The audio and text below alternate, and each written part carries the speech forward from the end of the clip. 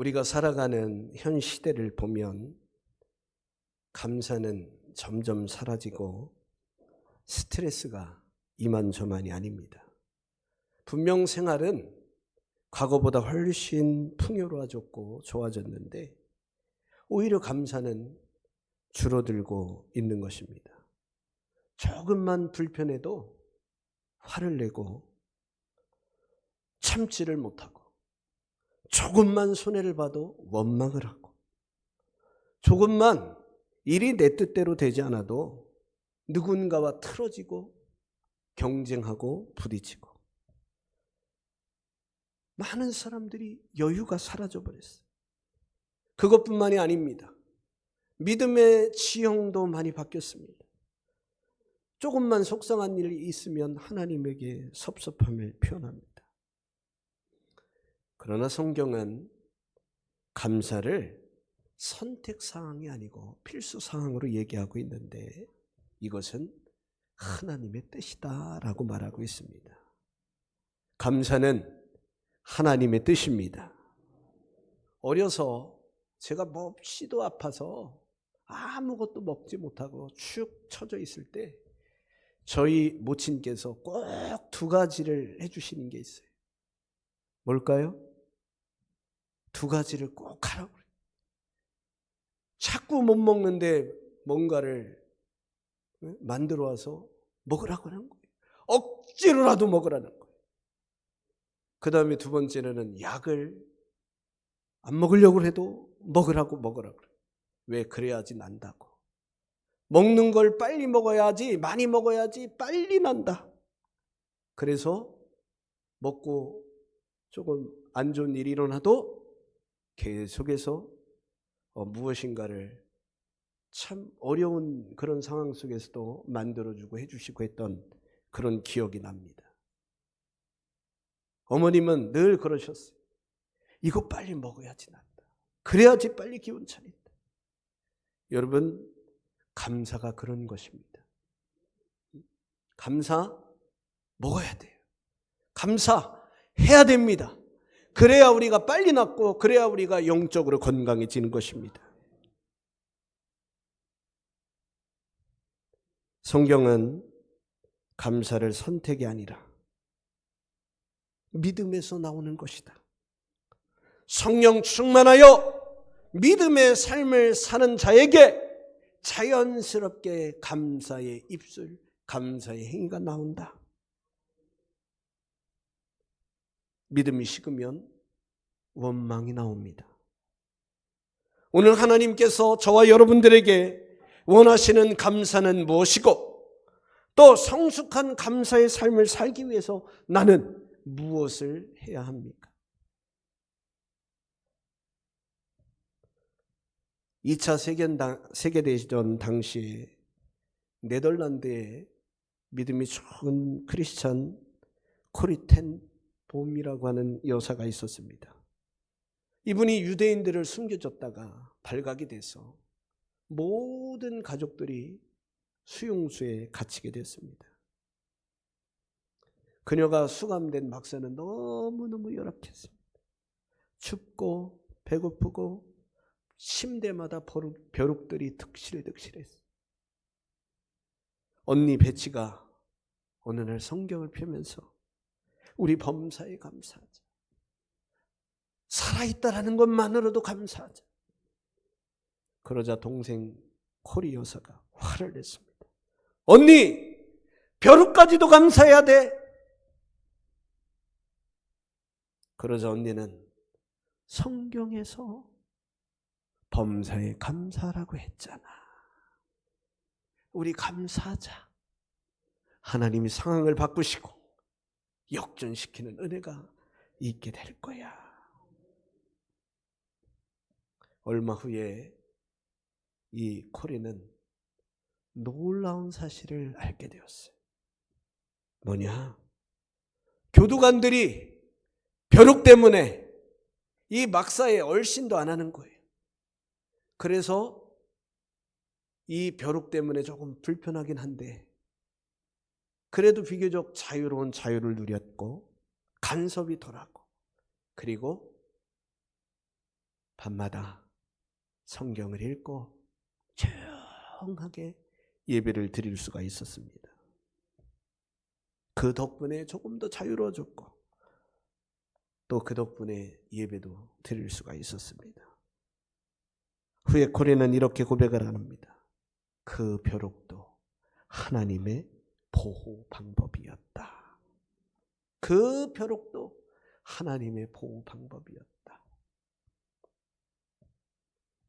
우리 눈에는 고난처럼 보이는 일도 하나님의 계획 안에서 은혜일 수 있다는 사실을 기억하십시오.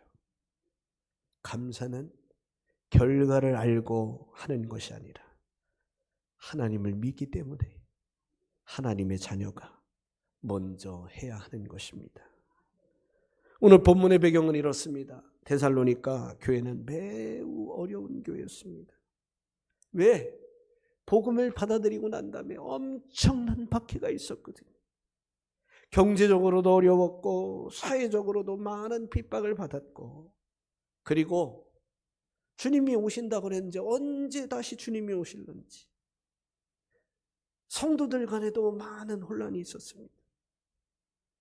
그런 교회에게 바울은 오늘 본문의 내용을 항상 기뻐하라, 쉬지 말고 기도하라, 범사에 뭐하라? 감사하라. 왜요? 그리스도 예수 안에서 너희를 향하신 하나님의 뜻이다. 평안할 때 감사라고 하지 않았습니다. 고난 속에서, 눈물 속에서, 많은 환난과 핍박 속에서 생명의 위협을 당하는 그런 믿음의 삶을 살아가면서 믿음으로 감사하라고 한 것입니다. 왜냐하면 하나님은 그들이 감당할 만한 상황을 보시기 때문입니다. 그들이 감당할 만한 상황을 보십니다. 그리고 모든 것을 합력하여 선을 이루시는 분이기 때문에 그렇습니다. 그 하나님이 오늘도 저와 여러분들과 함께 하셔서 모든 것을 합력하여 선을 이루어 가실 줄로 믿습니다. 오늘 아멘으로 고백하면 그 역사가 일어나게 될 줄로 믿습니다. 감사는 하나님의 뜻입니다. 예수 그리스도를 믿는 사람이 더 성숙하게 할 수 있는 거예요. 세상의 사람들은 잘 되는 것이 감사이고요, 세상의 사람들은 어떤 자신들의 조건에 맞을 때 감사할 수 있어요. 그런데 우리는 모든 환경을 초월해서 감사할 수 있게 된 줄로 믿습니다. 자, 오늘 본문의 핵심 내용은 이렇습니다. 첫 번째로 감사는 환경보다 하나님을 바라보는 믿음입니다. 창세기 50장 20절 말씀을 우리가 함께 읽도록 하겠습니다. 당신들은 나를 해하려 하였으나 하나님은 그것을 선으로 바꾸사 오늘과 같이 많은 백성의 생명을 구원하게 하려 하셨나니. 아멘. 성경의 사람들 가운데 욥의 이야기입니다. 욥은 피를 나는 형제들에게 배신을 당했습니다. 애굽의 노예로 팔리게 되었습니다. 그리고 성심성의껏 믿음의 삶을 살았지만 억울하게 누명을 쓰고 감옥에 갇히게 됐어요. 생사가 불투명했습니다. 그런 가운데서 하나님의 기적적인 은혜로 요셉은 총리가 되었습니다. 그때 당시의 초강대국 이집트, 애굽의 총리가 된 것입니다.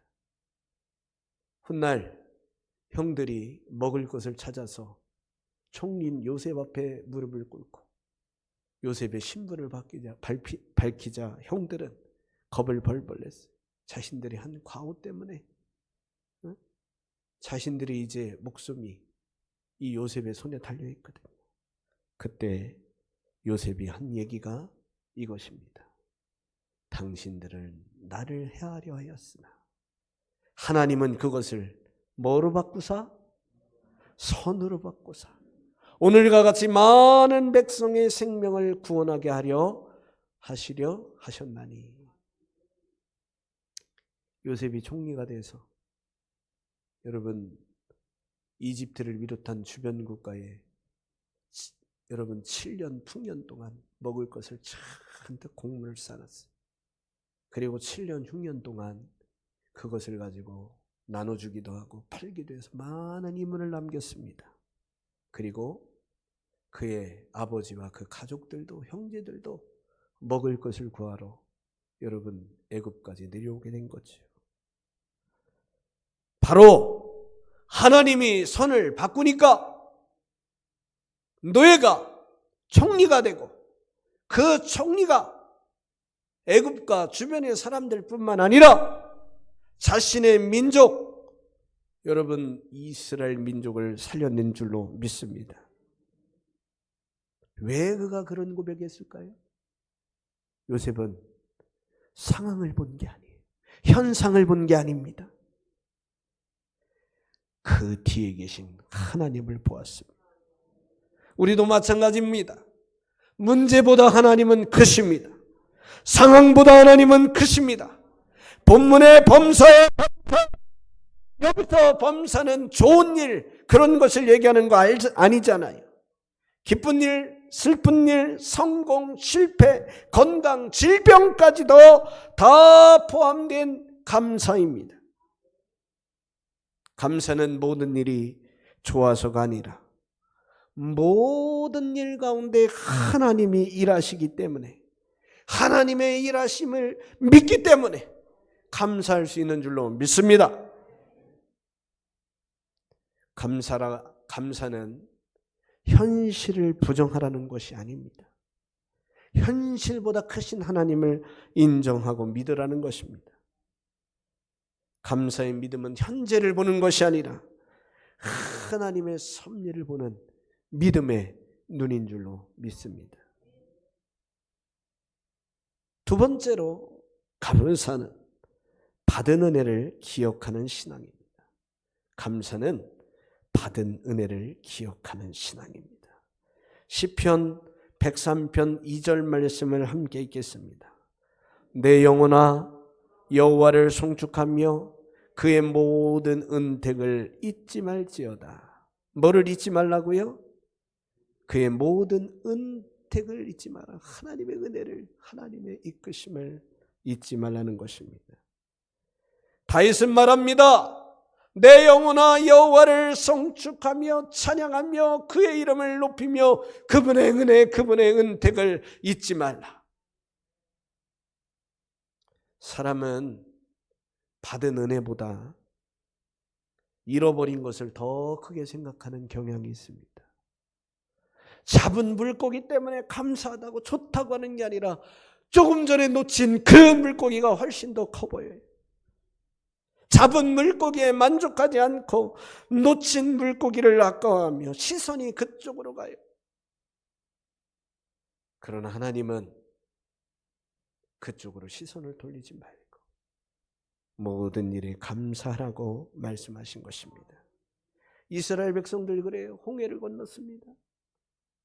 만나를 먹었습니다. 반석에서 물이 나서 먹었습니다. 구름기둥, 불기둥이 그들을 인도했습니다. 수많은 적들이 사방에서 이스라엘 민족을 해하려 했지만 하나님께서 보호하셨어요. 그런데 이스라엘 백성 조금만 어려워도 원망해요. 조금만 힘들어도 원망해요. 고기 먹고 싶다고 애굽으로 돌아가자고 그랬던 사람들이. 그런데 하나님은 자존심 다 내려놓으시고, 뭐 우리 하나님이 자존심 있겠습니까? 원래 그런 거 없으시죠. 우리를 향해 무조건적인 사랑이니까.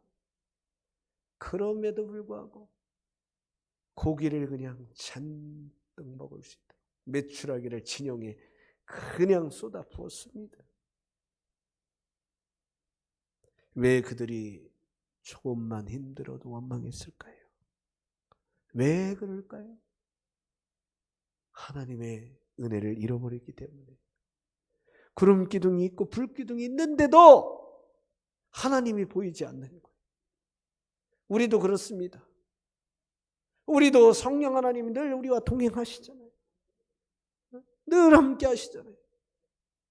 그런데 잃어버리는 거예요. 보이지 않는 거예요. 그래서 원망이 자꾸 찾아오는 것입니다.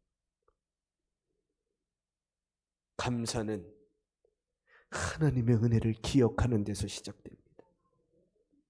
오늘 우리가 가진 것들을 한번 생각해 보세요.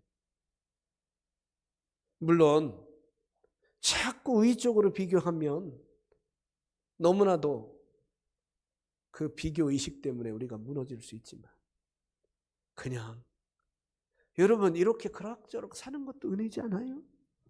예? 아니 이렇게 좋은 곳에서 예배드리는 것도 은혜 아니에요? 누군가 내가 힘들어할 때 같이 울어줄 수 있는 한 사람이라도 있는 게 은혜지 않아요? 나와 같이 어려움을 견뎌주고 하는 가족이 있고 주변에 친구가 있고 주변에 사람들이 있는 것이, 그것이 여러분 하나님의 선물 아닙니까?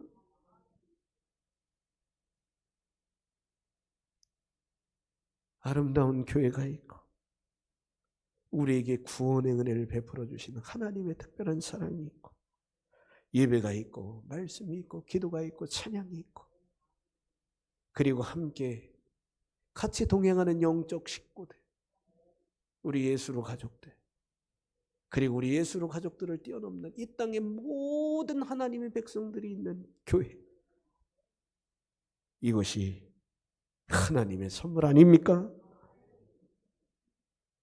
감사는 받은 것에 대해 소중히 헤아리는 사람에게 더 넘쳐나요. 반면에 불평은 없는 것을 더 크게 헤아리는 사람이 자꾸 하는 거예요. 그런데 감사하는 사람과 불평하는 사람은 삶의 질이 달라져요. 여러분들도 감사 생활 해보십시오. 자꾸 모든 일에 아이고 감사합니다. 아 고맙습니다. 너무 좋아요. 너무 행복해요. 너무 좋아요. 이렇게 한번 살아보십시오. 그게 싫으면 그냥 뭐 하시고 싶은 대로 하시던지, 하시고 싶은 대로 하시는 삶을 보장은 저는 못합니다. 그러나 제가 얘기한 전자의 감사의 삶을 사는 사람들은 말씀이 보장하잖아요.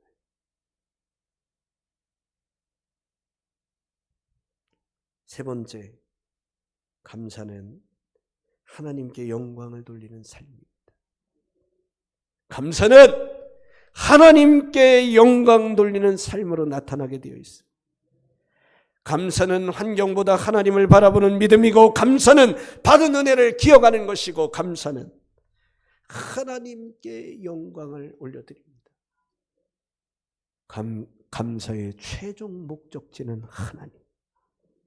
시편 50편 23절입니다.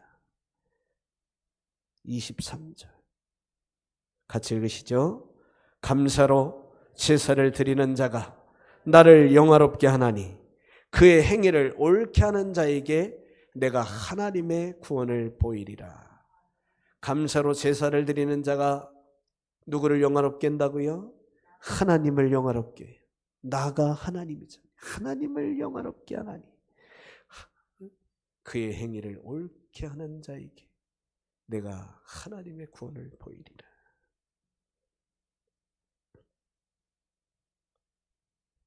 감사는 단순히 고맙습니다, 감사합니다 이렇게 말하는 게 아니에요. 성숙한 감사는 하나님의 은혜를 인정하고 하나님께 영광 돌리는 예배로 나타나요. 예배로 나타납니다. 불평은 하나님의 선하심을 의심하지만 감사는 하나님의 선하심과 하나님의 신실하심을 세상 속에 드러내나요. 뭐를 통해? 예배를 통해 드러나게 합니다. 그래서 감사하는 사람의 삶은 하나님께 영광 돌리는 예배의 삶으로 나타나게 됩니다. 감사의 목적은 내 기분을 좋게 하려고 하는 게 아니에요. 감사의 목적은 내가 좋은 어떤 시너지 효과를 얻기 위해서 하려고 하는 게 아니에요. 감사는 하나님께 영광 올려드리는 성도의 행동입니다. 누가복음 17장 15절로 18절에 보면 10명의 나병 환자가 나옵니다.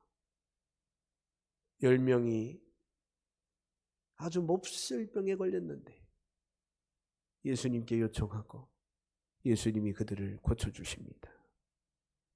제사장에게 가서 너의 몸을 보이라. 가다가 그들이 깨끗함을 낳았어요. 10명이 다 났어요.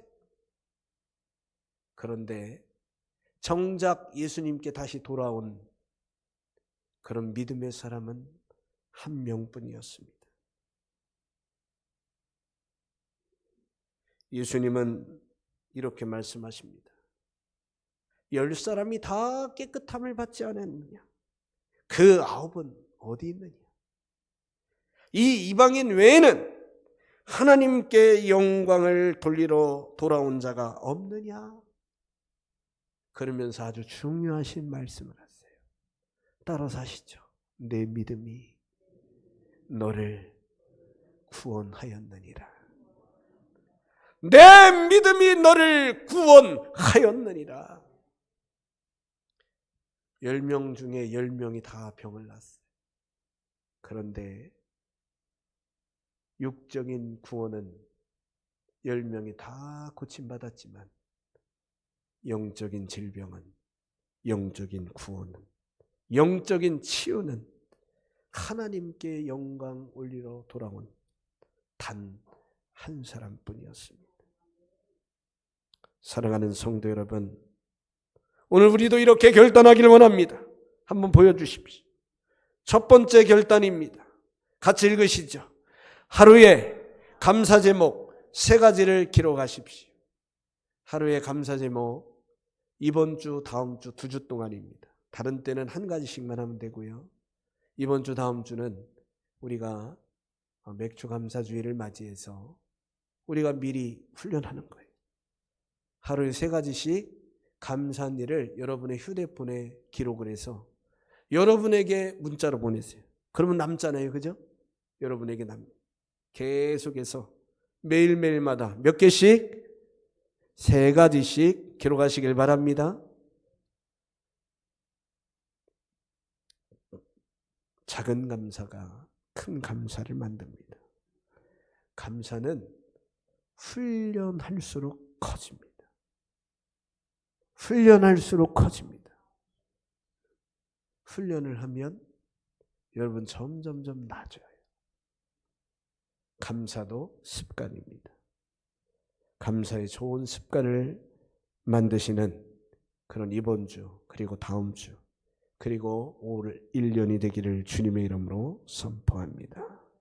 우리 인생이 달라진다니까요. 한번 해보시길 바랍니다. 자, 2번째입니다. 같이 읽으시죠. 어려운 일 속에서도 하나님의 뜻을 먼저 찾으십시오.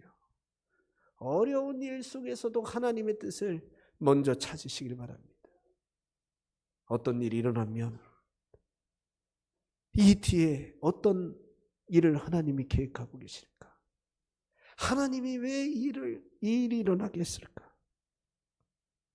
문제보다 먼저 하나님을 바라보시길 바랍니다. 어떤 일, 어떤 사건, 그 일을 통해 하나님이 이루고자 하시는 뜻을 찾아가는 그런 저와 여러분 되시기를 주님의 이름으로 선포합니다. 3번째 결단입니다. 같이 읽으시죠. 감사를 말로 그리고 행동으로 표현하십시오. 표현하지 않으면 의미가 많이 퇴색됩니다. 사랑도 표현해야 돼요.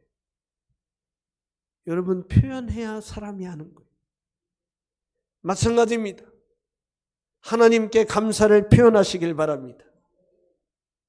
말로 표현하시고 행동으로 표현하시는 저와 여러분 되시길 바랍니다. 가족들에게 감사를 표현하시길 바랍니다. 여러분 남편과 아내와 부모님들에게, 자녀들에게 감사한 일을 말로 표현하고 문자로 표현하고 편지로 표현하고 행동으로, 선물로 표현하시길 바랍니다. 교회 성도들에게, 주변의 사람들에게 감사를 표현할 때 더 큰 행복이 찾아오고 더 깊은 은혜를 누리게 될 줄로 믿습니다. 성경 전체를 살펴보면 감사하는 사람에게 하나님께서는 여러 복을 주시는데요. 그 중에 최고의 복은 뭐냐? 하나님, 그분을 더 깊이 알게 되고 하나님과 동행하는 거예요. 감사하게 되면 하나님을 더 깊이 알게 되고 그 하나님과 동행을 경험하게 됩니다. 감사하는 사람은 상황보다 하나님을 바라보게 됩니다. 빌립보서 4장 6절로 7절에 보면 이런 말씀이 있습니다. 아무것도 염려하지 말고 다만 모든 일에 기도와 간구로 너희 구할 것을 감사함으로 하나님께 아뢰라. 어떻게 아뢰라고요? 모든 일에 기도와 간구를 구할 것을 하나님께 어떻게 아뢰라고요? 감사함으로. 기도하는데요, 하나님께 알려드리는데요, 감사함으로 하라는 것입니다. 결과를 이렇게 얘기하고 있습니다. 그리하면 모든 지각에 뛰어난 하나님의 평강이 그리스도 예수 안에서 너희 마음과 생각을 지키시리라. 우리의 마음과 생각을 지키는 게 매우 중요해요. 어떤 일이 일어날 때, 어떤 중요한 일을 앞두고 있을 때 여러분 편히 잠을 잘 수 있길 바랍니다. 편히 잠잘 수 있는 방법이 있어요. 두 가지가 있습니다.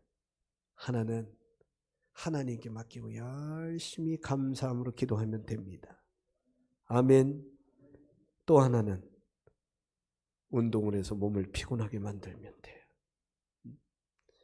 그런데 우리는 몸을 피곤하게 하고 운동해서 하는 방법, 그런 방법을 뛰어넘어 그것도 아시고 하나님께 감사함으로 아뢰십시다. 그리하면 편하게 잠을 잘 수 있게 될 줄로 믿습니다. 제가 금요 심야 기도를 하고 꼭 마칠 때 기도해 주는 기도가 있어요. 뭐냐면 오늘 함께 기도한 분들 오늘 잠 잘 자게 돼. 다른 날보다도 더 꿀잠 자게 해달라고. 꿈속에서라도 하나님 만나서 춤추고 예배하고 신나고 행복한 밤, 온 몸을 머리부터 발끝까지 주물러 주셔서 다른 날보다도 더 평안한 잠자리 되게 해달라고 기도하거든요. 하나님께 기도하시면 그런 은혜가 있게 될 줄로 믿습니다. 기도하되 어떻게? 감사함으로. 기도하되 어떻게? 감사함으로. 감사는 문제를 없애는 게 아니에요. 문제 가운데서도 마음을 지켜주시는 하나님의 평강을 보게 됩니다. 모든 지각에 뛰어난 하나님의 평강이 그리스도 예수 안에서 너희 마음과 생각을 지키시리라. 아무리 어려워도, 아무리 힘들어도, 아무리 고난이 있어도 우리 마음이 편하고 우리의 생각을 하나님이 지켜주시면 그게 되는 거예요. 그거를 못 지키니까 힘든 거지. 더 힘든 거지. 육체도 힘드는데, 상황도 힘드는데 마음과 생각을 못 지키니까 나락으로 떨어지잖아요. 이걸 막는 방법은 하나님께 감사함으로 아뢰는 은혜가 있기를 주님의 이름으로 선포합니다. 감사를 표현하면 하나님의 평화, 하나님의 평강, 하나님이 주시는 은혜, 기쁨을 경험하게 되고, 감사는 하나님과 영적으로 동행하게 해서 더 하나님과 가까이 하게 될 줄로 믿습니다. 그래서 범사에 감사라고 하는 거예요. 우리 마음의 평강을 지키고 하나님과 동행하고 하나님과 더 가까이 하는 방법이 감사에서 나오는 거예요. 그런 은혜가 있기를 주님의 이름으로 선포합니다. 감사는 하나님과 우리를 더 밀착시키고 동행하게 하고 가까이 합니다. 그러나 불평은 하나님과 자꾸 멀어지게 하는 거예요. 그뿐만 아닙니다. 사람과도 멀어지게 합니다. 감사는 조건이 아니고 믿음입니다. 감사는 완성이 아니고 믿고 바라고 선포하는 것입니다. 감사는 형편이 아니라 신앙입니다. 감사는 입술의 습관이 아니라 마음의 방향입니다. 하나님께서 범사에 감사하라, 모든 상황과 일에 감사하라 선포하셨습니다. 감사는 행복해서 하는 것이 아니라, 잘돼서 하는 것이 아니라, 하나님을 믿는 믿음의 가족들, 하나님을 믿는 성도들이 하는 것입니다. 그리고 우리가 입술을 벌리고 우리가 행동하면 성령께서 하도록 힘을 주십니다. 믿음 생활 그거 아닙니까? 내가 다 하는 게 아니라니까요. 내가 하려고 결단하면 성령이 도와주신다니까요. 감사는 많이 가진 사람이 하는 것이 아니라 하나님 믿는 성도가 하는 것입니다.